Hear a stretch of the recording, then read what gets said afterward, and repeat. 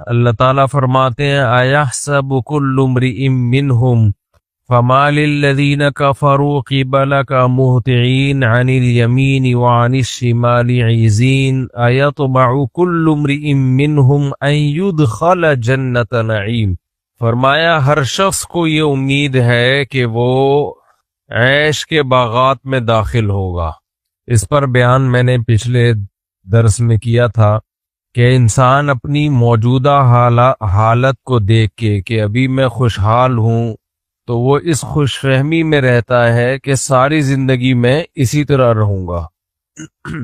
تو مشرکین کو یہ خوش فہمی ہو گئی تھی کہ ہم جیسے دنیا میں اللہ نے ہمیں نعمتیں دی ہیں تو موت کے بعد بھی اگر آخرت ہوئی تو جنت بھی ہمیں ملے گی، کیونکہ اگر ہم اللہ ہم سے ناراض ہوتا تو اللہ ہمیں دنیا میں اس حالت میں کیوں رکھتا؟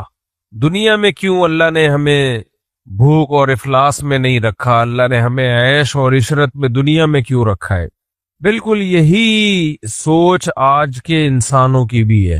اگر ہم یوں کہیں نا کہ انسان اللہ کے بارے میں، اللہ کے دین کے بارے میں کیوں نہیں سوچتا، تو اس کا 2 اور 2 4 کی طرح جو آسان جواب ہے وہ یہ ہے کہ پیٹ بھرا ہوا ہے سب کا۔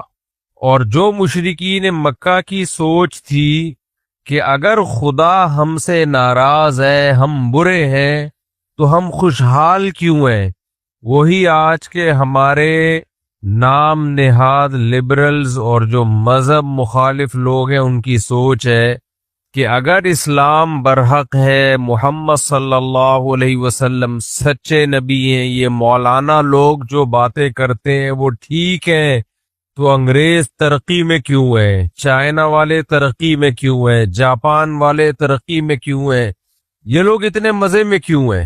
آپ مسلم ملکوں میں جائیں، ہر وقت حالات خراب ہی ملیں گے آپ کو، کبھی کسی ملک کا خطرہ، کبھی کسی ملک کا، کبھی بیرونی طاقت آپس میں لڑوا رہی ہوں گی ان کو، اور وہ ممالک تمام قسم کے مسائل سے آزاد۔ تو وہم ہوتا ہے انسان کو کہ یار یہ کیا ہے، یار اگر ہم صحیح ہیں تو پھر ہم غلط کیوں ہیں، اور اگر وہ غلط ہیں تو پھر وہ صحیح کیوں ہے؟ سمجھ میں آ رہی ہے بات؟ تو اللہ نے اس کا جواب کیا دیا، اِنَّا خَلَقْنَاهُم مِّمَّا يَعْلَمُونَ۔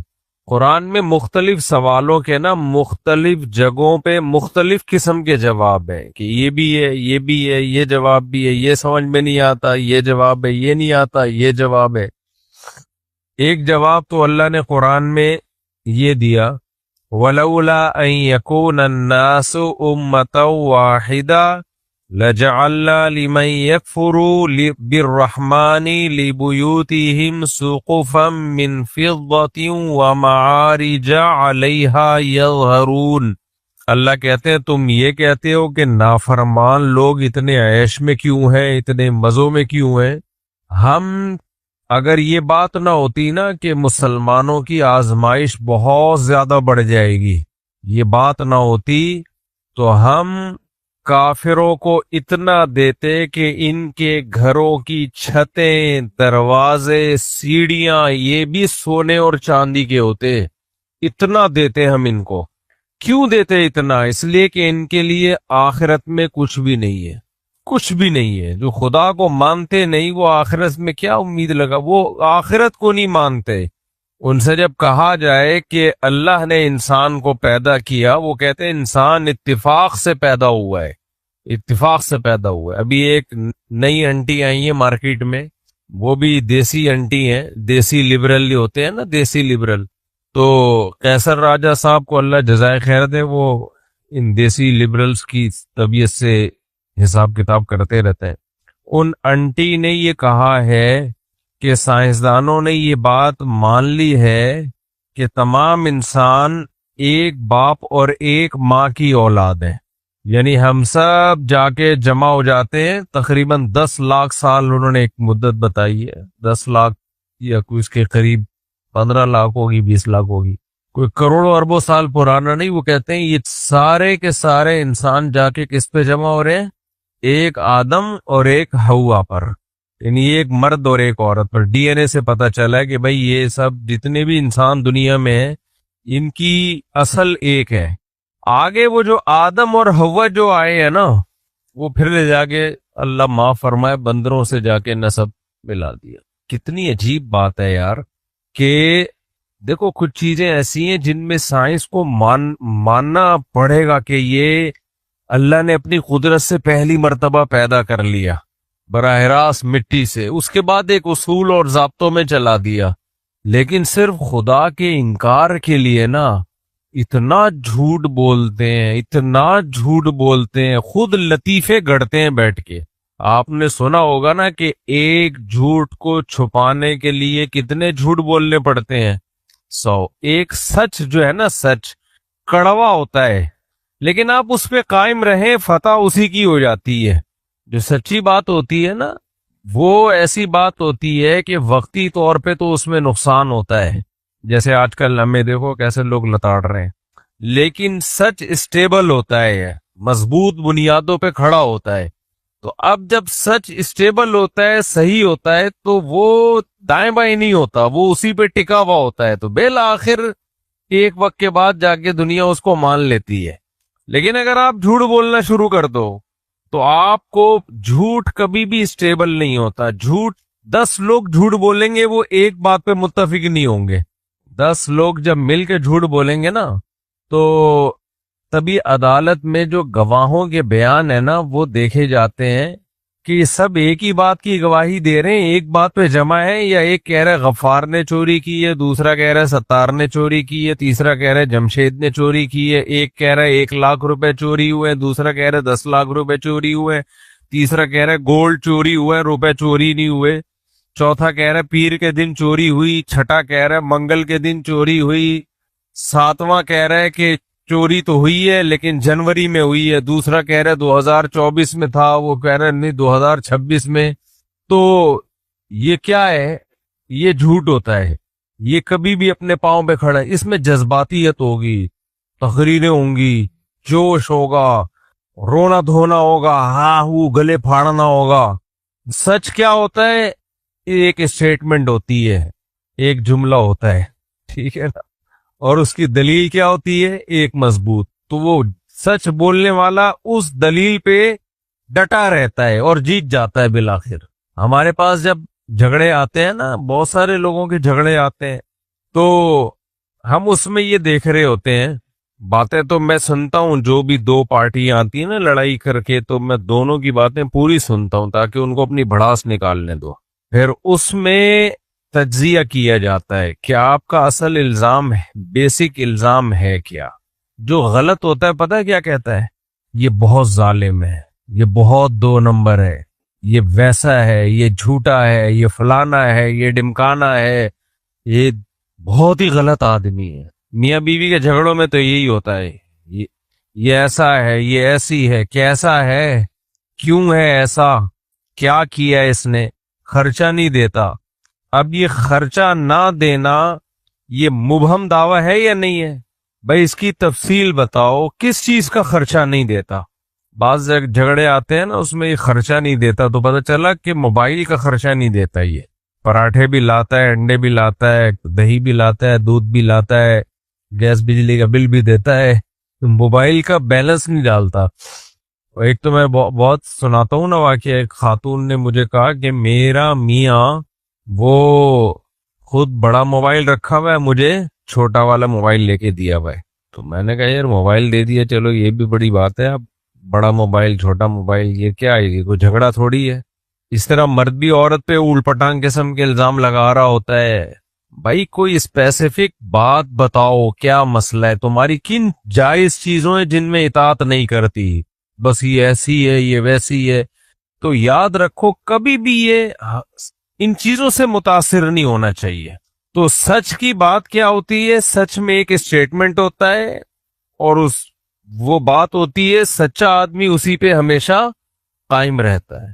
لوگ اس وقت بہت مخالفت کرتے ہیں. مولانا اشرف علی تھانوی رحمہ اللہ نے فرمایا کہ محققین جو ہے نا، محققین ہمیشہ پبلک ان کے خلاف ہی رہتی ہے، کیونکہ پبلک متاثر ہوتی ہے جذباتیت سے، نعروں سے، آپ کے جو چہرے کے اور ایکسپریشن ہے ان چیزوں سے متاثر ہوتی ہے. جو محققین ہوتے ہیں وہ جب بھی کوئی خبر آتی ہے اس کی ڈیپ میں جاتے ہیں, غور و فکر کر کے ایک نپی تلی رائے قائم کرتی ہے, جو پبلک کو اکثر و بیشتر وہ رائے پسند نہیں ہوتی. اچھا, پبلک کا ایک اور مزاج بھی, ٹاپک سے ہٹ رہا ہوں, مجھے پتا ہوتا ہے میں ٹاپک سے ہٹ رہا ہوں, لیکن کچھ باتیں ٹاپک سے ہٹ کے آ جاتی ہیں, ہوتی وہ ٹھیک ہے, وہ پارسل کر دینا چاہیے. دیکھو پبلک کا ایک اور مزاج ہے, یہ خوب سمجھو, اس سے بڑے مسائل کھڑے ہوتے ہیں.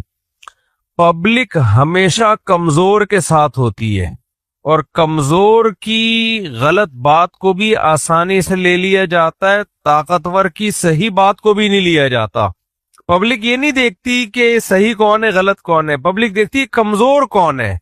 پوری دنیا میں خواتین کے حقوق کی آواز اٹھائی جاتی ہے کہ نہیں اٹھائی جاتی؟ بولو, کیوں خواتین طاقتور ہیں یا کمزور ہیں؟ کمزور ہیں, اٹھانی چاہیے یقیناً آواز. لیکن کیا مطلب مردوں کے دنیا میں کوئی حقوق نہیں ہے؟ وہ جسے کہتے ہیں نا پنجابی میں ام لینے آیا ہے, کیا کہتے ہیں اس کو, یہی کہتے ہیں نا آم. وہ کیا چھولے بیچنے آیا ہے, اس پہ ظلم نہیں ہو سکتا. لیکن آپ مردوں کے حقوق پہ آواز اٹھاؤ, مرد بھی آپ کے خلاف ہو جائیں گے.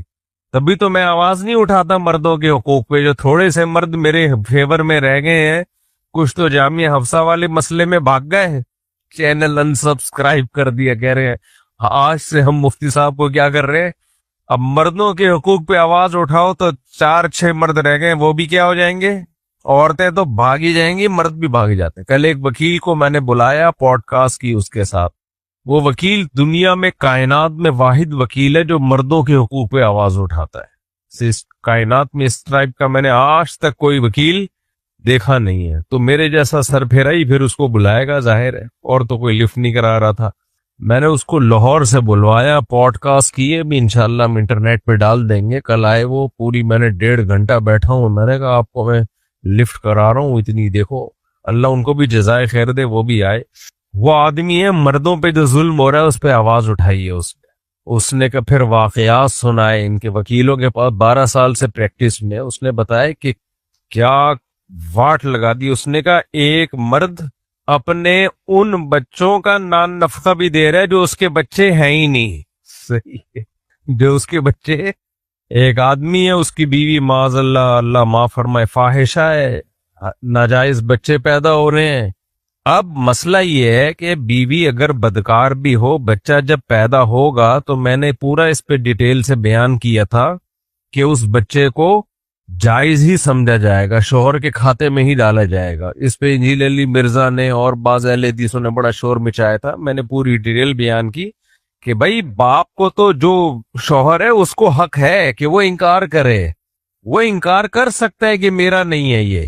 ہم تھرڈ پرسن کی بات کر رہے ہیں, تھرڈ پرسن کو یہ حق نہیں ہے کہ وہ کسی عورت کے بچہ پیدا ہوا اور وہ یہ کہے کہ یہ تیرے شوہر کا نہیں ہے بلکہ یہ تو کسی اور کا ہے. یہ تھرڈ پرسن کو اس کی اجازت نہیں ہے.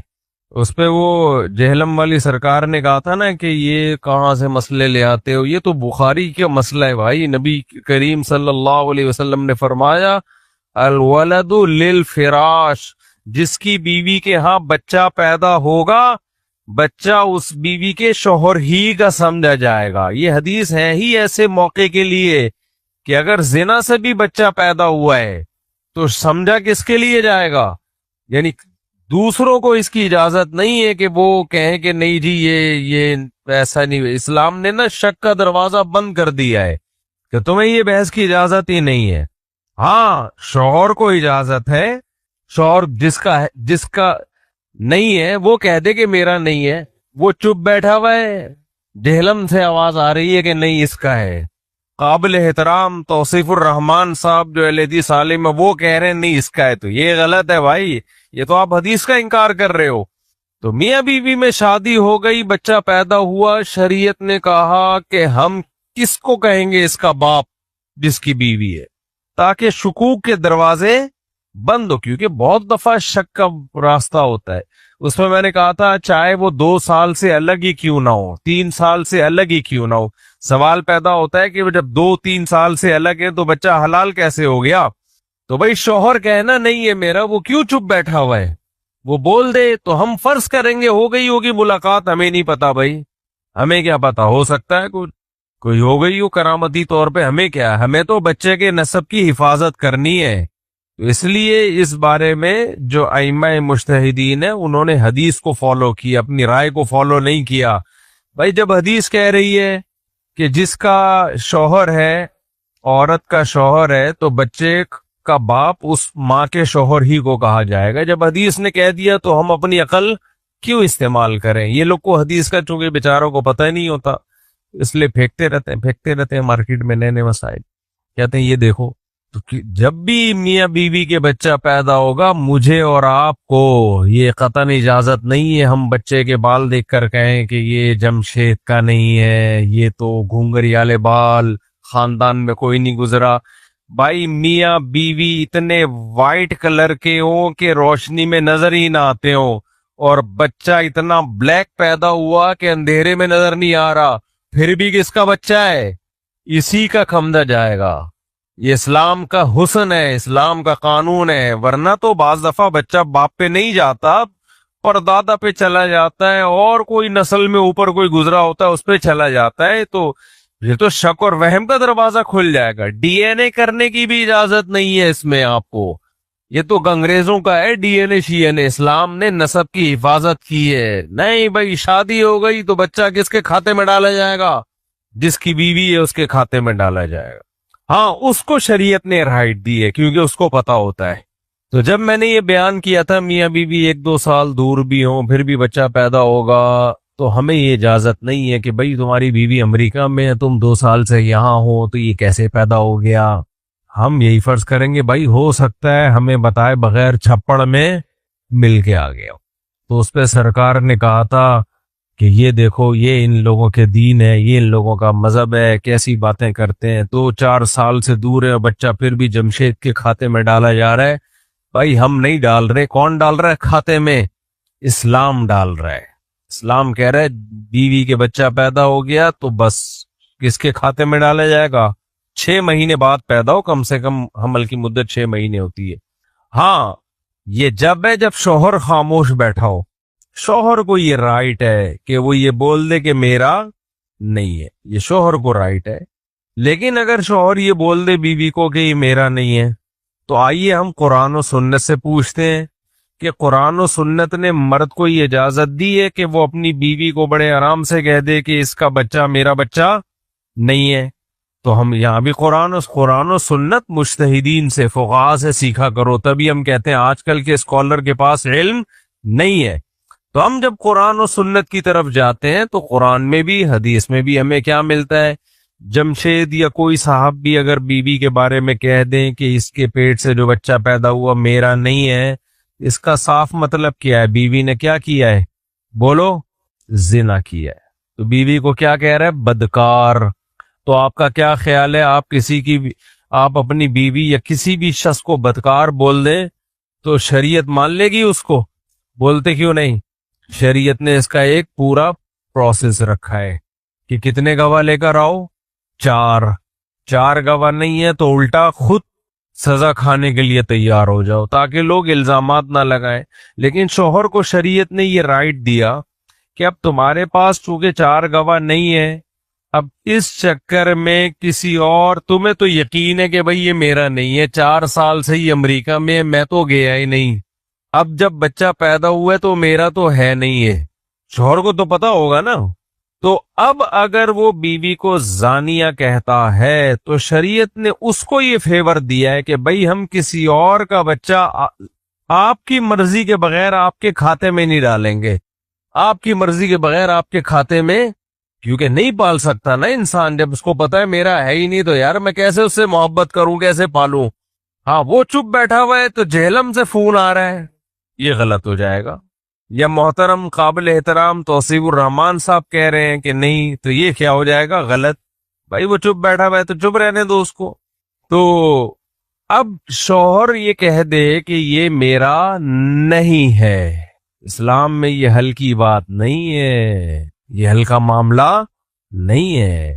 ایسا تو کوئی بھی کہہ دے بیوی کو بدنام کرنے کے لیے، یہ صرف بیوی 4 سال سے امریکہ میں اور شوہر پاکستان میں، یہاں ممکن نہیں بلکہ یہاں رہتے ہوئے بھی ممکن ہے۔ وہ کہہ سکتا ہے میں تو 2 سال سے اس کے قریب ہی نہیں گیا، 3 سال سے اس کے قریب ہی نہیں گیا، تو کون تحقیق کرے گا کہ ہے کہ نہیں گیا؟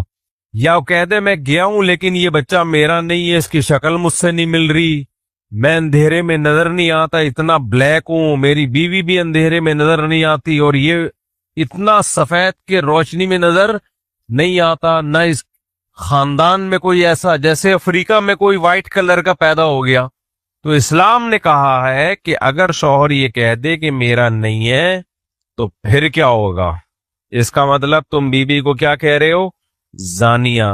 تو 4 گواہ نہیں لا سکتے، تو کوئی اور اگر زانیہ کہے گا تو وہ تو 4 گواہ ہی لے کر آئے گا، لیکن شوہر نے اگر تہمت لگائی ہے تو چونکہ اس کا کسی اور کا بچہ اس کے کھاتے میں آ رہا ہے، تو شوہر کو شریعت نے یہ فیور دیا کہ تم 4 قسمیں اٹھاؤ، کورٹ میں جا کے، عدالت میں جا کے تم 4، آپ لوگ کو سمجھ میں آ رہا ہے بیان؟ ایسا تو نہیں بہت گاڑا پیچیدہ سسٹم تو نہیں ہو گیا کوئی؟ میں یہ سب ڈیٹیل اس لیے بھی بتاؤں تاکہ اسلام کا حسن خوبی سمجھ میں آئے۔ اسلام ایسا ہی کچا مذہب نہیں ہے، ایک اصول اور ضابطے بنے ہوئے ہیں، اللہ نے آسمان سے اصول نازل کیا۔ ہماری عدالتیں آدھا اسلام لے رہی ہیں، آدھا انگریزوں کو لے رہی ہیں، بیڑا ہی غرق کر دیا پورے نظام کا۔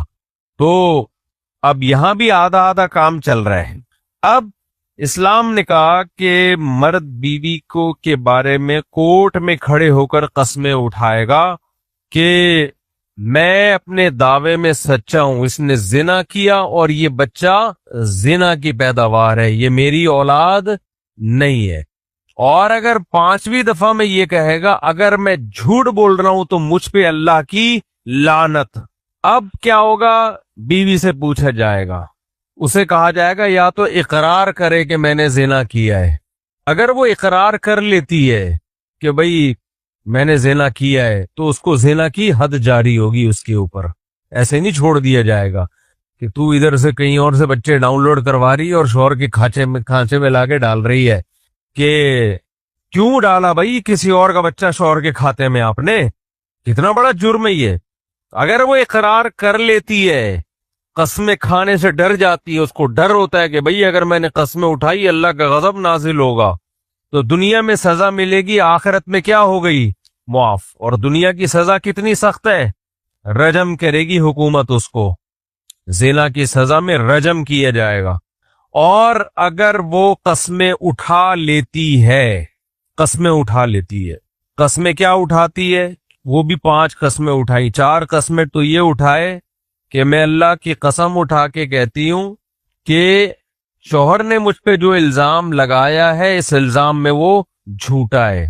خود اللہ کے نام پہ قسمیں اٹھانا بڑی بات۔ اور 5ویں دفعہ میں وہ کہے گی ان غضب اللہ علیہا ان کان من الصادقین، کہ مجھ پر اللہ کا غضب نازل ہو اگر میرا شوہر سچا ہے۔